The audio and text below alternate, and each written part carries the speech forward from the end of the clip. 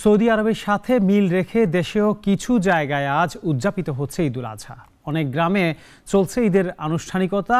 এবার এইসব জায়গায় ঈদের জামাত অনুষ্ঠিত হয়েছে। সকালে জামাতে অংশ নেন অনেক মুসল্লি। ঈদের নামাজ আদায়ের পর আল্লাহর সন্তুষ্টির উদ্দেশ্যে পশু কোরবানি করেন তারা। প্রতিনিধিদের পাঠানো তথ্য ছবিতে আরও জানাচ্ছেন সিরাজুমণি শুভ। ১৯২৮ সাল থেকে চালু হয় সৌদি আরব সহ আরব দেশগুলোর সঙ্গে মিল রেখে রোজা, ঈদুল ফিতর ও ঈদুল আজহা উদযাপনের নিয়ম। সেই থেকেই বাংলাদেশের বিভিন্ন এলাকাতেও প্রচলিত আছে এই নিয়ম। সৌদির সাথে মিল রেখে তাই চলছে ঈদ উদযাপন। দক্ষিণ চট্টগ্রামে চন্দনাইশ সহ প্রায় ৬০ গ্রামে উদযাপিত হচ্ছে ঈদুল আজহা। জাহাগিরিয়া শাহ সুফি মমতাজিয়া দরবার ও সাতকানিয়ার মির্জাখিল দরবার শরীফের অনুসারীরা ঈদ করছেন। নারায়ণগঞ্জের ফতুল্লায়ও ঈদ উদযাপন ও পশু কোরবানি করেছেন জাহাগিরিয়া তরিকার অনুসারীরা। সৌদি আরবের সাথে মিল রেখে টাঙ্গাইলে ঈদ করছে ৫০টি পরিবার। লক্ষ্মীপুরের ১১ গ্রামে উদযাপিত হচ্ছে ঈদুল আজহা।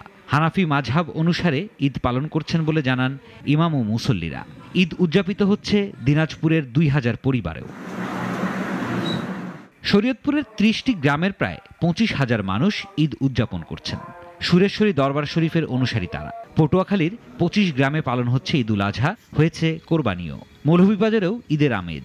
সার্কিট হাউস এলাকায় ঈদুল আজহার জামাত অনুষ্ঠিত হয়।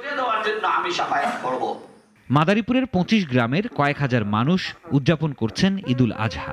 সকাল ৯:১০টায় হয় ঈদের প্রধান জামাত। ঝালকাঠিতে সৌদির সাথে মিল রেখে ঈদুল আজহার জামাত পড়েছেন ৪৫টি পরিবারের সদস্যরা। গাইবান্ধার সাদুল্লাপুর ও পলাশবাড়ী উপজেলার ২টি গ্রামে ঈদুল আজহা পালিত হয়েছে। শেরপুরে ৭ গ্রামে আগাম ঈদ উদযাপন হচ্ছে। চাঁপাইনবাবগঞ্জে ঈদের নামাজ আদায় করেছেন কয়েকটি গ্রামের মুসল্লিরা। সিরাজুমণি শুভ, নাগরিক। ওয়ালটন এয়ার কন্ডিশনার এক্সচেঞ্জ অফারে স্প্লিট এসিতে ২৩,০০০ টাকা পর্যন্ত নিশ্চিত ছাড়।